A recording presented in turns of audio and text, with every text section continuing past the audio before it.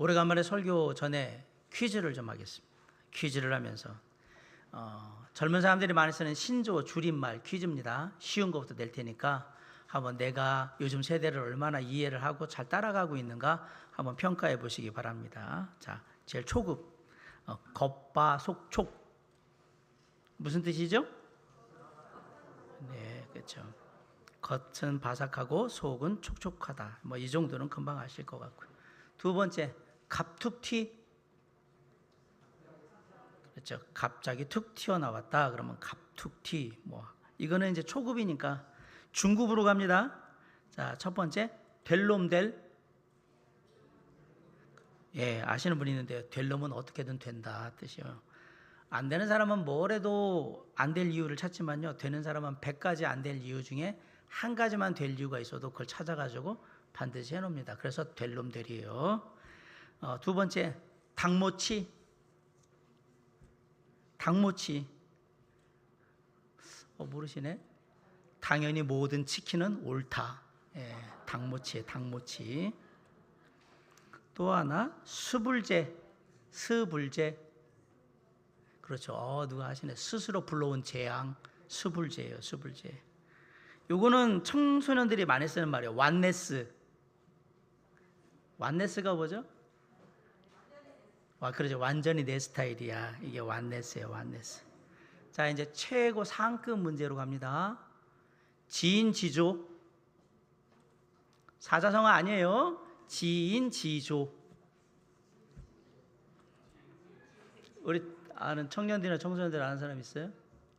있어요? 지인지조는 지 인생 지가 조진다 이 말이에요.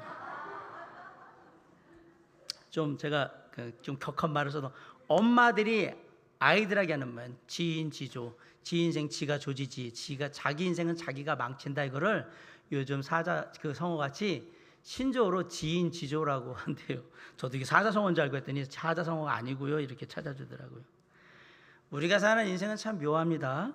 생각지 못한 일들이 갑자기 툭 튀어나오기도 하고 잘 되는 사람들은 계속 잘 되는 것 같은데 안 되는 사람들은 계속 안 되기도 하고 겉으로 보기에는 별 볼 일 없는 것 같은데 이거 뭐 만나보거나 속으로 이렇게 들어보면 아주 꽤 괜찮고 좋은 사람인 경우도 많고 누군가는 자신의 인생을 뭔가 좀 바꿔보려고 순간순간 최선을 다해서 막 노력하며 그렇게 하는 사람이 있는 반면에 어떤 사람은 지인지조 자기 인생을 자기가 스스로 망치면서 그렇게 스스로 인생에 재앙을 불러오는 그런 사람도 있습니다.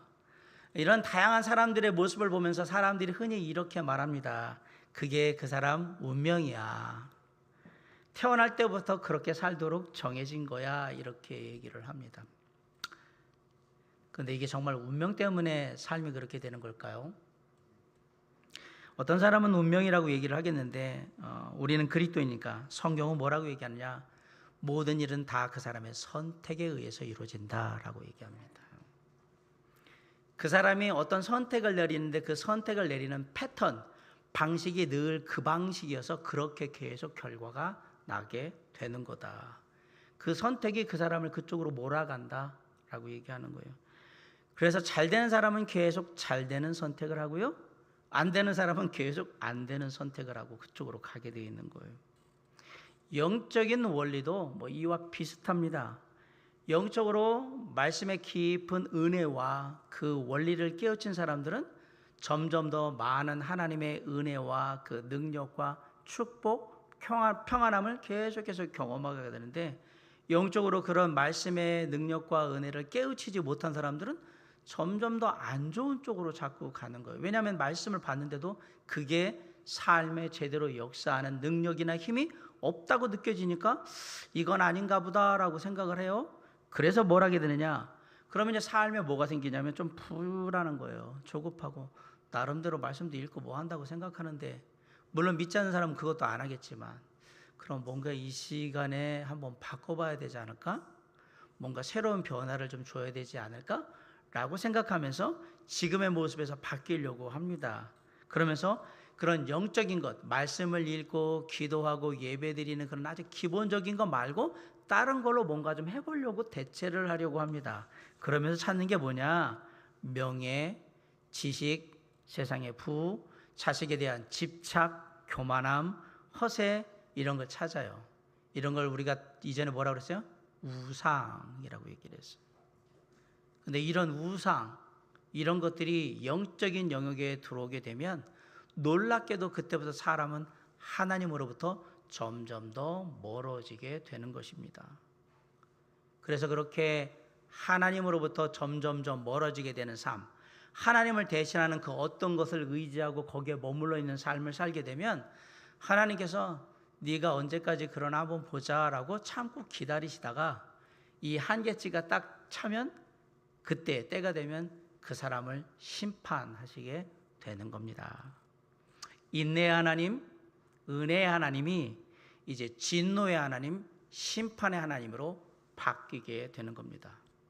오늘 본문은 인간이 왜 하나님의 심판을 받을 수밖에 없는가? 하나님은 왜 우리를 심판하실까? 하나님은 우리의 무엇을 보고 우리를 심판하실까? 하나님이 그렇게 심판하시는 근거가 뭘까? 그것을 한번 살펴보려고 합니다. 성경이 과연 이 질문에 대해서 뭐라고 대답하는지 한번 살펴봅시다. 먼저 하나님은 왜 심판하실까요? 오늘 본문에서 하나님의 질문을 받고 있는 대상들은 나름대로 바르게 잘 살고 있다고 나름 자부하는 사람들입니다. 우리 주변에 보면 법 없이도 살 수 있는 사람들이 있지요. 그리고 세상 착한 사람도 있습니다. 천사라고 불리는 사람들이 종종 우리 주변에 있습니다. 이 사람들 보면서 우리가 교회 다니는 사람들은 이렇게 얘기하죠. 아이고 저런 사람들이 예수 믿으면 진짜 잘 믿을 텐데 라고 생각을 해요. 그런데 그런 우리의 예상과는 달리 법 없이도 살 수 있는 사람, 세상 정말 착한 사람, 천사 같은 사람들이 더 예수 믿기가 힘듭니다. 왜죠? 자신은 하나님의 말씀 같은 법 그런 것도 필요가 없고 세상의 법도 별로 필요 없을 만큼 그렇게 알아서 바르고 정직하게 잘 살고 있기 때문에 굳이 이런 나의 삶에 하나님 같은 건 필요 없다라고 생각하기 때문에 그렇습니다. 다시 말하면 자신의 선함, 착함이라는 깊은 함정에 빠져가지고 나오지를 못하는 거예요. 오늘 본문 1절과 2절에 보면 남을 판단하는 사람들에 대한 얘기가 지금 나오고 있어요. 우리 1, 2절 한번 읽어봅시다. 시작. 그러므로 남을 판단하는 사람아,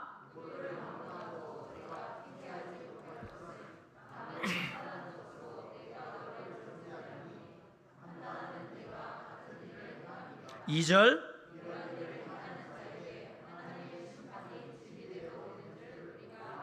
네, 여기 1절에서 말하는 남을 판단하는 사람은 공교롭게도 자신은 법 없이도 살 수 있는 사람이라고 자부하는 사람들입니다. 그 사람은 자신은 법 없이도 살 수 있는 사람인데 저 사람을 보면 참 인생을 저렇게 살면 안 되는데 왜 저러면서 살까? 법이 있어야만 될 것 같은 거예요. 그리고 막 법을 어기니까 그걸 보기가 너무너무 힘든 거예요. 마치 나는 아주 깨끗한 하얀 옷을 입고 있는데 옆에는 뭐 진흙 더러운 것들로 막 있는 옷을 입고 있는 사람이 바로 옆에 서 있는 거하고 똑같은 거예요. 그러니까 이렇게 하면 안 되지 이런 얘기해서 얘기를 하고 싶을 거 아니에요. 지금 이 사람들이 그렇게 판단하는 거예요. 넌 너무 더럽다, 너 그렇게 하면 안 되는데 라고 하는 것과 마찬가지. 로마서 1장 32절에서는 자신이 죄를 짓고 있다는 사실을 잘 알고 있지만 그게 뭐 어때서요? 나만 죄 짓는 거 아니잖아요. 다른 사람들도 죄 짓고 다 그렇게 살아요라고 자신의 죄를 정당화하거나 이 죄가 계속해서 반복되니까 이제 그게 죄인지 아닌지 일상의 생활인지 무감각해진 사람들에 대한 얘기가 로마서 1장 32절에 나왔습니다. 그런데 여기는 자신은 죄 같은 것은 짓지 않고 산다고 믿고 사는 사람들의 얘기가 나오는 거예요. 솔직히 이 사람들이 더 골치 아픈 사람들입니다. 우리 주변에 이런 사람들을 종종 보죠. 하나님 믿는 게 내 삶에 무슨 도움이 된다고. 하나님 안 믿고도 지금까지 내가 별일 없이 탈 없이 잘 살아왔는데 지키라는 법 다 지켰고 내가 하라는 거 다 하면서 그렇게 지금까지 잘 살아왔는데 굳이 지금 와서 내가 왜 예수를 믿어야 되는데? 라고 생각하는 사람들이 우리 주변에 너무나도 많아요. 이 사람들 마음 가운데는 하나님 없이도, 예수 없이도 내가 얼마든지 잘 살 수 있다, 바르고 정직하게 깨끗하게 그렇게 살 수 있다라는 자부심이 자신의 삶에 있는 거예요. 그런데 한번 생각해 봅시다. 이들이 말하는 바른 것, 깨끗한 것이 과연 하나님 앞에 온전히 설 수 있는 그러한 근거가 될 수 있느냐라는 사실이에요. 자, 우리 3절 한번 같이 읽어보겠습니다. 시작. 이런 일을 행하는 자를 판단하고도,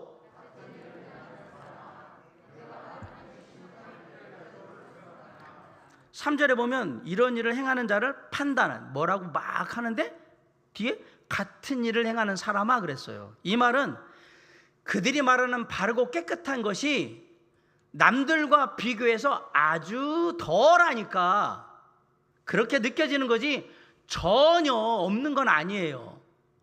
바꿔 얘기하면 남들과 비교할 때 나는 너보다는 깨끗해, 나는 너보다 더 바라. 그런데 이게 아주 월등한 거예요.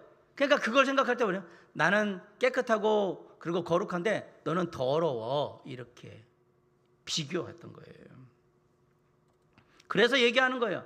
나는 이런 거 안 하는데 너는 그런 거 하는 거 있잖아, 그렇게 살면 안 되라고 해서 다른 사람을 막 판단했는데 정작 하나님 보시기에는 똑같은 일을 하고 있었던 사람인 거예요. 그런데 내가 아주 덜하니까, 다른 사람들보다 아주 덜하니까 자기는 안 한다고 생각을 하는 거예요. 안 하고 그렇게 있다. 그래서 계속 그렇게 자기는 안 한다라고 생각하고, 그리고 남에 대해서는 뭐라고 하는 거예요. 왜 그렇게 하냐고. 자기 자신은 죄를 안 짓는 사람입니다. 나쁜 짓 안 하는 사람입니다. 그게 완전히 그냥 자긍심으로 갖고 있는 사람들이에요. 사실 하나님 입장에서 보면 뭐 모든 게가 뭐 모든 게 나무라는 얘기예요. 다시 말하면 다른 사람의 의와 비교해 볼 때 자신의 의가 너무나도 깨끗해 보이는 거예요. 비교해 볼 때. 그리고 강한 거예요. 그래서 거기에 자기 의에 흠뻑 취해서 사는 거예요. 나는 의로운 사람, 나는 죄도 안 짓고 깨끗하게 사는 사람, 이렇게 보는 겁니다. 이런 사람들이 보이는 삶의 또 다른 특징이 뭐냐? 결국 교만입니다. 우리 4절 한번 다 같이 읽읍시다. 시작. 혹 네가 하나님의 인자하심이,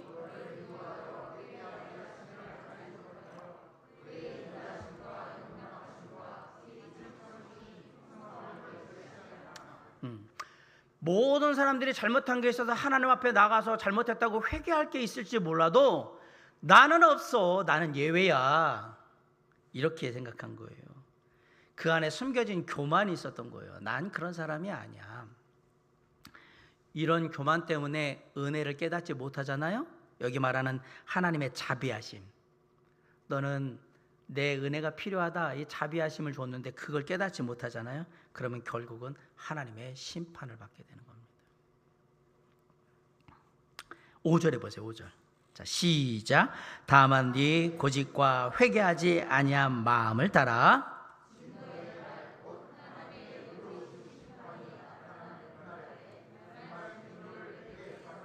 네, 우리가 잘 기억해야 합니다. 하나님을 믿는 사람이나 믿지 않는 사람이나 다 자기 고집에 빠져서 회개할 줄 모르면 거기에 하나님의 심판이 있습니다. 물론 믿는 사람은 하나님의 심판을 당할 때 구원을 잃거나 이런 일은 없습니다. 그럼에도 불구하고 자기가 고집 부리면서 회개해야 될 걸 회개하지 않는다라면 하나님께서 믿는 하나님의 자녀라 할지라도 엄중한 심판을 하신다라는 사실을 잊지 말아야 합니다. 이걸 고린도전서 3장에서 뭐라고 얘기하냐? 불 가운데서 얻은 구원 같다, 이렇게 얘기한 거예요. 결국 뭐가 문제였습니까? 교만이 문제인 거예요. 하나님이 왜 사람들을 심판하시려고 하는가? 사람들이 교만한 마음으로 자기 의를 강하게 의지해서 자신은 아무 문제가 없다고, 하나님이 필요하지 않다라고, 나는 늘 도덕적으로 올바르고 깨끗하게 그렇게 살고 있다라고, 잘 살고 있다고 생각하기 때문에요. 하지만 정작 자신이 말하는 그 의라는 건 남들과 비교해서 좀 더 낫고 탁월한 것이지 전혀 깨끗한 것은 아님에도 불구하고 그것 가지고 남들을 막 욕하고 있기 때문에 결국 하나님 보시기에는 이 사람이나 이 사람이 다 죄를 범하는 사람이거든요. 그래서 하나님은 심판하실 수밖에 없는 겁니다. 두 번째, 다음으로 하나님은 무엇을 보고 심판을 하시는가? 오늘 본문의 구절을 보면 아주 재밌는 구조가 나갑니다. 6절로 11절을 보면 구조가 재밌습니다. 한번 읽어볼까요? 시작. 하나님께서 각 사람에게 그 행한 대로 보응하시되. 7절.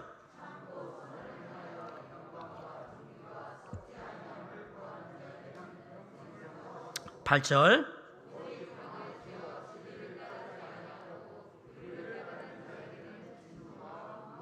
9절.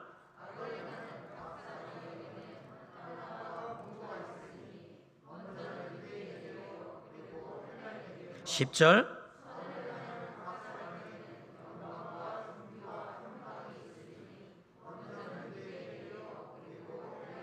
11절. 이는 하나님께서 외모로 사람을 취하지 아니하심이라. 이 각 구절이 대칭이 되어 있는데 6절과 11절은 하나님이 행한 대로 정당하게 보응하시고 심판하신다라는 말이고요. 7절과 10절은 하나님을 신뢰하며 선을 행하는 자에게는 영생을 주신다라는 얘기고요. 8절과 9절은 하나님을 거부하고 악을 행하는 자에게는 심판을 내리신다. 이 말은 하나님의 심판은 각 사람이 각자 자신이 행한 대로 그대로 갚아주시는 거예요. 그래서 하나님의 심판은 공평합니다. 세상에 공짜는 없습니다. 다 심은 대로 거두는 것입니다. 사필 규정입니다. 갈라디아서 6장 7절로 8절에 이렇게 말씀합니다. 스스로 속이지 말라. 하나님은 업신여김을 받지 아니하시나니 사람이 무엇으로 심든지 그대로 거두리라. 자기의 육체를 위하여 심는 자는 육체로부터 썩어질 것을 거두고 성령을 위하여 심는 자는 성령으로부터 영생을 거두리라. 고린도후서 9장 6절에는 이렇게 얘기합니다. 이것이 곧 적게 심는 자는 적게 거두고 많이 심는 자는 많이 거둔다 하는 말이로다. 세상에 이렇게 하나님이 말씀하시는 공평함이 없다면 억울한 사람 정말 많을 거라고 저는 생각을 합니다. 하지만 하나님은 공평하신 분이기 때문에 각 사람이 반드시 행한 대로 다 심판하실 겁니다. 하나님의 공의와 심판은 아직도 살아 있습니다. 절대 걱정하지 마십시오. 악을 행하는 자는 반드시 하나님의 징벌을 받게 되어 있습니다. 내가 징계하지 않아도 하나님은 악을 행하는 자를 반드시 징계하시는 하나님이세요. 아울러 하나님을 신뢰하고 선을 행하는 자에게는 상급을 주시고 함께 승리하게 하시는 하나님이신 거예요. 우리가 하나님과 함께 이 땅에서 승리해도 좋고요, 그렇지 못해도 그건 걱정은 안 합니다. 왜? 결국 공평하신 하나님이 공의로 그 모든 것들을 판단하고 심판하실 것이기 때문에 그렇습니다. 그래서 우리는 이 땅에 사는 동안 하나님 안에서 선을 행하면서 잘 살아야 하는 겁니다. 데살로니가 후서 3장 13절에 형제들아 너희는 선을 행하다가 낙심하지 말라라고 했고요. 갈라디아서 6장 9절에 우리가 선을 행하되 낙심하지 말지니 포기하지 아니하면 때가 이름에 거두리라 라고 말씀했습니다. 설사 우리가 살아가다가 선하게 살아가려고 하다가 억울한 일을 당해도 낙심하지 말고 꿋꿋하게 우리의 선한 모습을 계속해서 살아가야 되는 이유는 그 안에 하나님의 통치하심과 하나님이 내 삶에 개입하신다는 것을 내가 믿고 신뢰하기 때문에 꿋꿋하게 선을 행하며 살아가는 거예요. 반면에 하나님을 거부하고 자신의 이익만을 추구하는 사람들은 반드시 심판을 받게 될 겁니다. 자기만을 위해서 살았기 때문에, 자신의 부귀 영화만을 위해서 살았기 때문에 예수 그리스도 없이 주님의 긍휼함을 전혀 경험하지 못하고 살았기 때문에 그 행한 모습 그대로 하나님이 심판하게 되실 겁니다. 하나님 없이, 예수 그리스도 없이 사는데도 잘 되는 사람들을 절대 부러워하지 마시기 바랍니다.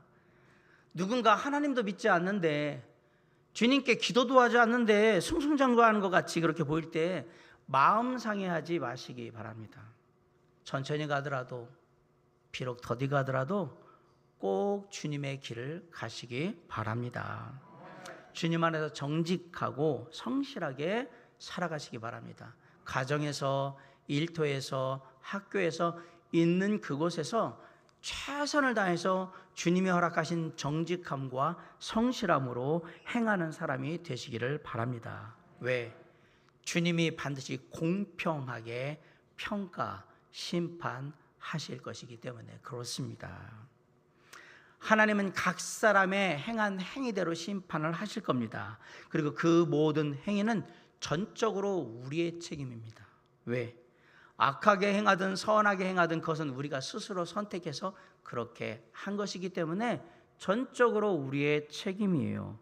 그 모든 책임은 내가 지는 거예요. 그리고 하나님은 모든 사람이 그렇게 자기 스스로 책임지고 했던 모든 것들에 대해서 다 보시고 공평하게 각 사람에게 행위대로 그들을 심판하시면 되는 거예요. 11절에서 하나님께서 외모로 사람을 취하지 아니하심이라 라고 얘기하는 것은 하나님의 겉모습만 보고 그 사람을 판단하지 않는다는 말과 동시에 인종이든 혈연이든 학연이든 지연이든 이런 거에 전혀 개의치 않으시고 아주 공평하게 하나님께서 모든 것을 판단하시고 심판하시는 분이라는 사실을 우리에게 알려주는 겁니다. 하나님은 무엇을 보고 심판하신다고요? 하나님은 각 사람의 행위를 보고 우리를 심판하실 겁니다. 자, 마지막으로 하나님은 무엇을 근거로 심판을 하시는가? 하나님이 우리를 심판하실 때는 그 심판하시는 근거가 되는 기준이 있어요. 그 기준 두 가지를 오늘 얘기해 주고 있는데 하나는 양심이고 다른 하나는 율법입니다. 먼저 하나님은 마음에 주신 양심의 근거에서 공정하게 우리를 심판하실 겁니다. 12절 한번 읽어봅시다. 시작. 무릇 율법 없이 범죄한 자는 또한 율법 없이 망하고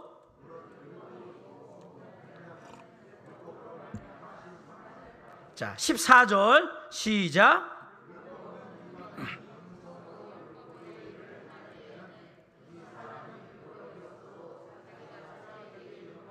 15절 이런 이들은 그 양심이 증거가 되어 그 생각들이 서로 혹은 고발하며 혹은 변명하여 그 마음에 새긴 율법의 행위를 나타내느니라. 율법이 없는 이방인, 나는 뭐 하나님의 율법 같은 건 안 믿는 사람인데요. 하나님이 그러면 나를 어떻게 심판해? 하나님은 율법에 따라서 사람들을 심판한다고 했는데 나는 율법을 받은 적이 없어요. 나는 성경도 믿지도 않고 그런 거하고 상관없거든요. 어떻게 나를 심판하실까? 나는 하나님의 심판을 안 받을 수 있겠다, 피할 수 있겠다, 이렇게 생각하는 사람들이 있습니다. 오늘 율법 없이 범죄한 자, 율법 없는 이방인, 그 얘기입니다. 그러나 결코 예외는 없습니다. 하나님이 각 사람의 마음 가운데, 본성 가운데 뭘 주셨냐? 양심을 주셨어요. 그리고 그 양심을 따라 자신이 한 모든 일에 대한 옳고 그름을 판단할 수 있도록 해주신 거예요. 양심이 자기가 한 모든 일에 대해서 검사 역할을 하는 거예요. 이게 죄가 되는지 안 되는지, 잘못한 건지 잘한 건지 평가받는 거예요. 하나님을 모르는 이방인들이라 할지라도 그 사람들의 마음속에 보이지 않는 법, 양심이 있어요. 그것을 따라서 사는 거예요. 물론 양심도 타락할 수 있기 때문에 완전하지는 않습니다. 하지만 양심이 있으면 양심이 사람들에 하여금 죄를 깨닫게 하는 데는 아주 큰 역할을 하고 있다는 사실을 우리가 기억해야 합니다. 하나님이 이 땅에 허락하신 자연 계시, 일반 계시, 쉽게 말하면 우리가 일상적으로 하나님을 발견할 수 있는 것 중에 하나가 뭐였냐? 가장 큰 하나님의 선물이 바로 양심이에요. 우리나라 한국 사람만 살인하면 안 된다, 사람을 죽이면 안 된다는 거 우리만 생각하는 건가요? 여러분은 그걸 학교에서 배워서 알았나요? 사람 죽이면 안 된다는 걸? 아니에요. 그건 아예 그냥 처음부터 알고 있는 거예요.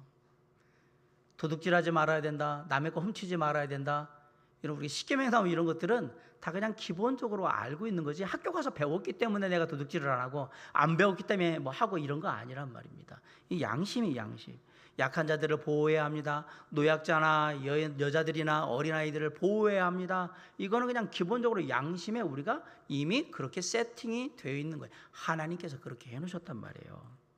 세상은 공정해야 되고요, 서로를 존중할 줄 알고 배려할 줄 알아야 된다. 이런 것들 다 양심이에요. 줄 서면 줄 서는 거, 이거 다 양심이 그냥 다 따라서 하는 거예요. 횡단보도를 건너고 무단횡단하지 않는 거 다 양심을 따라서 하는 겁니다. 이거 다 법이 그렇긴 하지만 우리가 배우지 않아도 다 알고 있고, 그리고 그 말하지 않아도 그냥 자연스럽게 움직이면서 삶을 살아가는 삶의 기준이 뭐냐? 그게 양심입니다.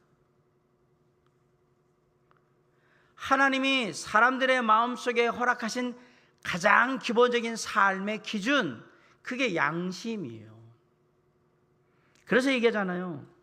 양심에 손을 얹고 생각해봐라 라고 얘기하고, 너는 양심이 있기는 하냐? 라고 묻기도 하고, 양심에 이 털난 사람 같으니? 라고 욕하기도 하고. 양심이 있다는 것은 내 내부에 있는 보이지 않는 법을 내가 지키며 산다라는 얘기고요. 양심이 없다라는 얘기는 내 안에 있는 내부에 보이지 않는 법을 지키지 않고 거짓되이 속이면서 살고 있다 이 얘기예요. 하나님이 이 세상에 최소한의 질서를 유지하며 그렇게 서로가 서로를 바라보며 살 수 있도록 하게 하기 위해서 가장 기본적으로 허락하신 게 뭐예요? 양심이에요. 우리가 양심이 있어서 사람을 죽이지도 않고 남의 것을 훔치지도 않고 때리지도 않고 나쁜 짓 안 하고 이렇게 하는 거예요. 여러분, 사람의 마음 가운데 양심이 없다라고 생각을 해보세요.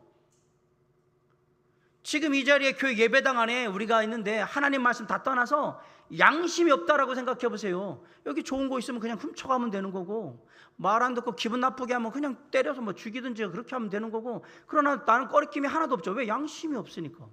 거리낄 게 하나도 없어요. 끔찍한 세상이 오는 겁니다. 세상이 그나마 이 정도로 유지되는 이유는 사람들 안에 기본적으로 양심이 있기 때문에 유지가 되는 거예요. 법이 있기 때문에 유지가 되는 게 아닙니다. 기본적인 양심이 있으니까 사회가 유지가 되는 겁니다. 없다고 한번 상상해 보세요. 진짜 끔찍한 일이 벌어지는 거예요. 양심이 없으면 부모가 어디 있고 자식이 어디 있고 친구가 어디 있고 뭐가 어디 있어요. 그냥 내가 그냥 원하는 대로 하는 거지. 그래서 그렇게 성경은 뭐라 그래? 양심에 화인 맞았다 이렇게 얘기하잖아요. 없다, 이 없는 거나 마찬가지라는 얘기를 했던 겁니다. 하지만 이렇게 좋은 양심도요, 우리를 구원하지는 못합니다. 그럼 양심이 우리 안에서 무슨 일을 하느냐? 15절 다시 한번 읽읍시다. 시작. 이런 이들은 그 양심이 증거가 되어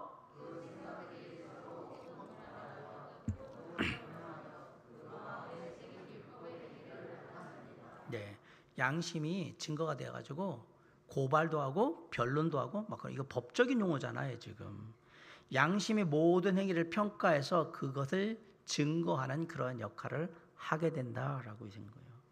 내가 뭘 잘하고 있고 뭘 잘못하고 있고 이것은 제대로 한 거고 제대로 하지 못한 거, 이거를 다 평가하는 그 역할을 무엇이 하느냐? 양심이 하는 겁니다.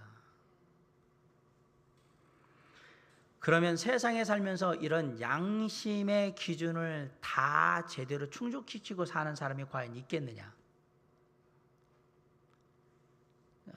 다시 묻습니다. 나는 양심에 거리끼는 일은 태어나서 지금까지 단 한 번도 해보지 않았습니다. 손 들으세요. 손 들으세요. 왜 손을 못 드십니까? 저는 한 분 정도는 손 드실 줄 알았는데 나는 양심에 거리끼는 일은 단 한 번도 한 적이 없습니다. 뭐 이런. 잘 들으세요. 우리가 뭐 하나님의 말씀을 따지기 전에 내 안에 있는 양심도 제대로 지키지 못하는 내가 어떻게 하나님의 심판을 피할 수 있을 거라고 생각하십니까? 그 양심을 주신 분의 그 뜻도 제대로 완수하지 못하는 우리가 어떻게 그걸 주신 분의 심판을 피할 수 있냔 말이에요.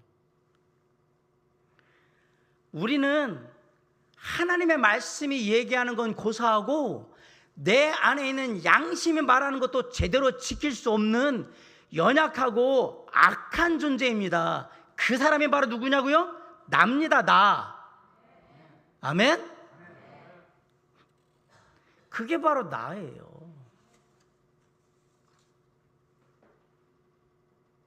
양심도 제대로 못 지키는데 뭘 할 수가 있겠어요?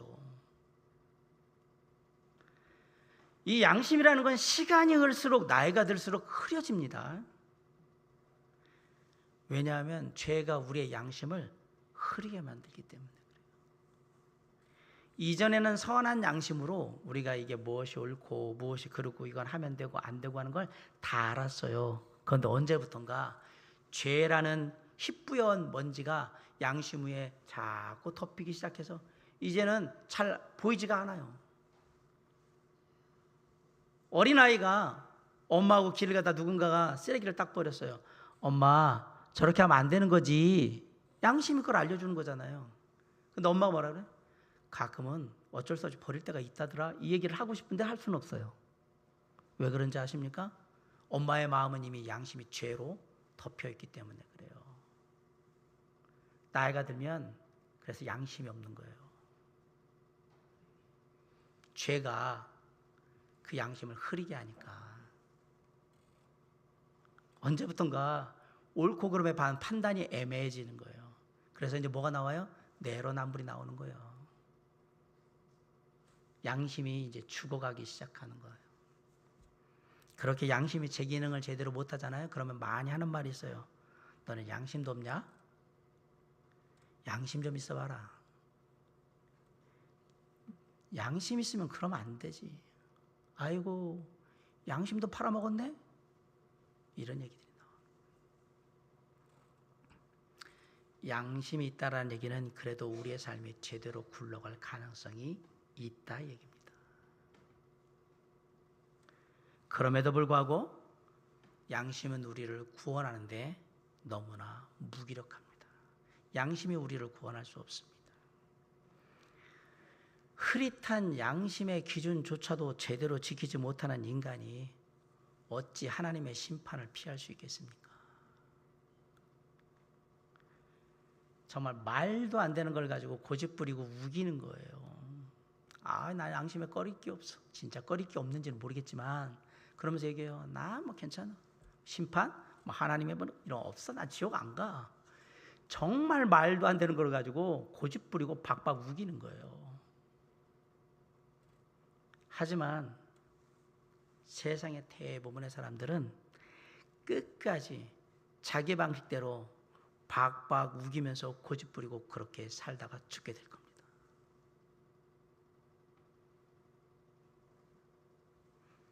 그래서 사람들에게 뭐가 필요하냐? 은혜가 필요한 겁니다.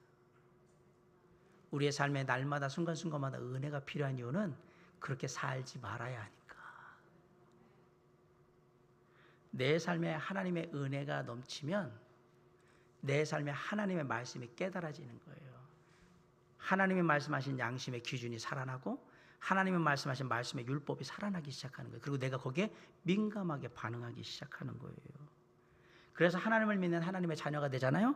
양심에 민감해집니다. 당연히 그렇습니다. 내가 뭔가 하지 말아야 될 안 좋은 일을 하려고 하잖아요. 그러면 그냥 가슴이 두근두근 막 떨립니다. 지금 양심이 흔들리는 거예요. 하나님의 성령께서 우리의 양심을 두드리고 계신 거예요. 우리한테 그렇게 하지 말라고. 어떤 일을 하는데 마음이 편치 않고 불편하고 뭔가 찜찜하다, 그러면 그 일을 잠깐 멈추시고요, 미루셔야 합니다. 왜? 대부분의 경우 성령 하나님께서 기뻐하시지 않는 일이고 이게 양심에 꺼리끼는 것과 뭔가 섞여 있거나 그러면 안 돼요. 그러면 내키지가 않을 거거든요. 그럼 살펴야 돼요. 내가 양심에 거리낌이 없는가? 하나님의 말씀하신 그 말씀에 따라서 온전히 하고 있는가? 살피고 난 다음에 해도 늦지 않아요. 하실 이유가 없어요. 이렇게 양심은 우리를 판단하는 중요한 기준이 됩니다. 아울러서 하나님께서 양심과 함께 우리의 삶을 판단하는 기준을 삼은 게 율법입니다. 그것에 따라서 공정하게 심판을 하시는 거예요. 우리 12절 13절 한번 읽어봅시다. 시작. 무릇 율법 없이 범죄한 자는 또한 율법 없이 망하고,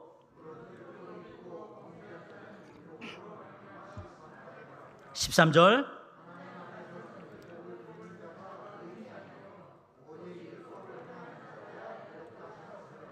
네, 여기서 말하는 율법은 하나님의 말씀입니다. 그런데 지금 우리를 바꿔버리면 그냥 바꿔서 법이라고 생각해 보세요.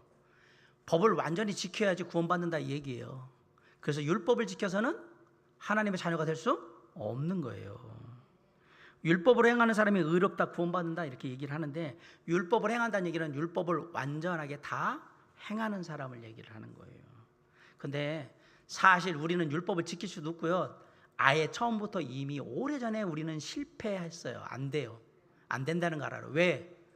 양심도 제대로 못 지키는데 무슨 율법을 지켜요. 이건 율법은 행위에 관련된 거거든요. 우리 삶에 법규를 어떻게 잘 지켰느냐, 삶의 행위를 어떻게 했느냐. 양심도 제대로 못 지키는 주제에 어떻게 율법을 지킵니까 우리가? 목사님, 저는 양심은 없는데요, 그래도 나라의 법은 잘 지키거든요. 그럴 수 있죠. 당신이 생각하면 그럴 수 있죠. 양심도 제대로 지키지를 못하는데 어떻게 율법을 지켜요? 아예 처음부터 안 되는 거란 말입니다. 사랑하는 성도 여러분, 율법은요 좋은 거예요. 왜? 우리가 이거 이렇게 하면 안 된다, 해야 된다 이렇게 정해진 이 규범을 따르다 보면, 내가 이런 걸 지킬 수 있는 능력이 없구나, 내가 안 되는구나, 내가 진짜 이런 부분에 대해서 아주 무기력하구나, 그리고 무능력하구나, 그 깨달아요. 율법은 우리의 죄를 깨닫게 해주는 몽학 선생, 교사인 거예요. 교사. 그래서 율법을 우리가 제대로 깨달으면, 그래서 우리에게 하나님, 우리 주 예수 그리스도의 은혜가 필요하구나를 알게 해주거든요. 그런데 누군가가 그런 율법의 좋은 역할을 뒤로 하고 남들하고 비교해 봤을 때 마치 바리새인들처럼, 쟤는 저거밖에 못하지, 나는 이거만큼 해, 아유 어떻게 그렇게 살아, 나는 그래도 이 정도는 하고 살아, 그러고 비교하기 시작했던 거예요. 내가 착한 일 좀 더 많이 한다고, 내가 좀 거룩해 보이는 일 좀 더 많이 한다고, 쟤는 저렇게 사는데요, 저는 이렇게 삽니다라고 비교하면서 이걸 자랑하고 남을 멸시하는 그러한 그 역할을 하게 만들어버린 거예요. 웃기지 않아요? 양심도 제대로 못 지키는 주제에 남들보다 조금 괜찮게 산다고 그 율법적인 행위 가지고 쟤는 저렇게 살아요, 나는 이렇게 사는데라고 비교하기 시작하면서 사람을 멸시하거나 사람을 차별하기 시작했던 거예요. 이게 율법적인 삶인 거예요. 나는 그래도 기도하는데 쟤는 기도 안 하더라고. 이 율법적인 삶을 사는 거예요. 하나님 보시기에는 율법을 온전히 지키지 못하는 게 똑같은, 너나 똑같아 이런데, 자기는 아니요, 쟤는 10개 지키잖아요, 저는 100개 지키거든요 라고 이걸 자랑하고 허세를 떨기 시작했던 거예요. 하나님 보시기에는 50보 100보고요, 도찐 개찐이고요, 도토리 키재기입니다. 그건 자랑거리가 되질 못합니다. 자, 제가 말씀드린 결국 양심이나 율법이 중요한 역할을 하지만, 그럼에도 불구하고 양심이나 율법은 우리를 하나님의 자녀 삼는데, 구원하는데 결정적인 도움을 주지는 못합니다. 예수 그리스도의 은혜가 없이는 안 되기 때문에 그래요. 이제 말씀을 마칩니다. 예수 그리스도의 심판이 점점 더 가까이 다가오고 있습니다. 주님은 모든 우리가 한 일, 우리가 한 행동, 우리의 삶의 모든 동기, 우리 모든 숨겨진 것들을 다 드러내서 우리를 심판하실 겁니다. 사람들을 심판하실 거예요. 그리고 모든 것을 하나님이 공평하게 다 심판하시는 그날이 반드시 올 겁니다. 솔직히 속히 보고 싶습니다.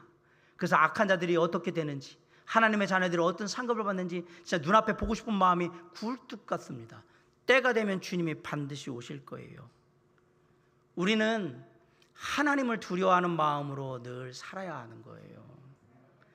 하나님을 두려워하며 산다라는 말은 하나님의 도움 없이는 살 수 없는 존재라는 걸 늘 고백하며 산다라는 말과 똑같은 말이에요. 이 땅의 삶을 다하는 그날까지 나를 바라보시는 하나님의 눈길을 늘 의식하면서 겸손하게 그리고 신중하게 그렇게 살아야 하는 겁니다. 또한 모든 것을, 지금은 우리가 모르지만 반드시 공평하신 하나님의 모든 것을 공평하게 다 판단하셔서 심판하시고, 누군가에게는 상급을 주시고 누군가에게는 징계를 하실 거라는 사실을, 심판하실 거라는 사실을 우리가 믿어야 합니다. 그것을 믿을 때 우리가 인생을 함부로 살지 않는 거예요. 다시 한번 말씀드립니다. 세상에서 가장 도덕적이고 윤리적인 사람이라고, 자기는 나름 깨끗하고 법 없이도 살 수 있는 사람이라고 그렇게 살아왔던 사람들이라고 할지라도 하나님 앞에서 그들이 말하는 깨끗함과 의는 더러운 옷과 같은 것입니다. 이사야 64장 6절에 무릇 우리는 다 부정한 자 같아서 우리의 의는 다 더러운 옷 같으며, 그 다음에 뭐라고 되는잖아요? 우리는 다 잎사귀 같이 시들므로, 우리 모든 인상은 나무의 잎과 같이 어느 때가 되면 시들어서 말라서 떨어지게 될 거다, 이게 죽게 될 거다라는 사실이잖아요. 뭐라고 되냐? 우리의 죄악이 바람같이 우리를 몰아가나이다.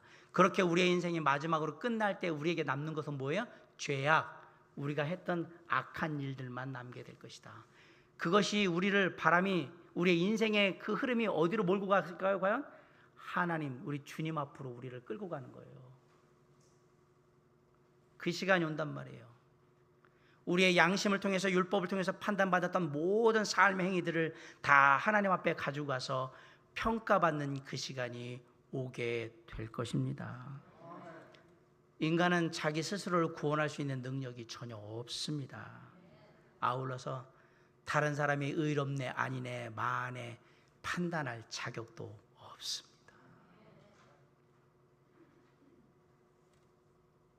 자기는 옳다고, 괜찮다고, 문제없다고 말하는 사람들, 그 사람들은 지금 자신의 선함 속에 깊은 교만의 그 함정에 빠져 있는 거예요.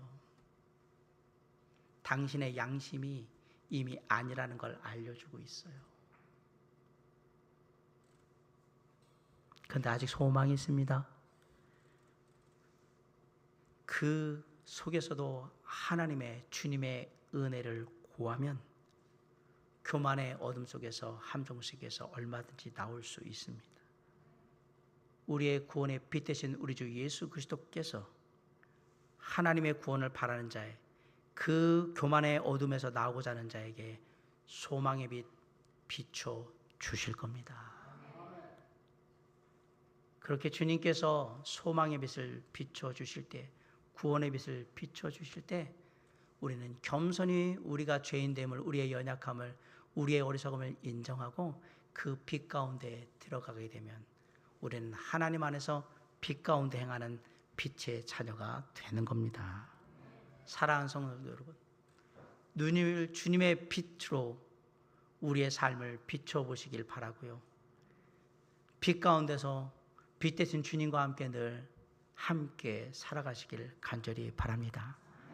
아직 세상에는 양심조차도 제대로 행하지 못하면서 자신이 괜찮은 사람인 줄 알고, 자신이 뭔가 폭이나 대단한 사람인 줄 알고, 그렇게 자기의 의의를 힘입어서 사는 사람들이 너무너무 많습니다.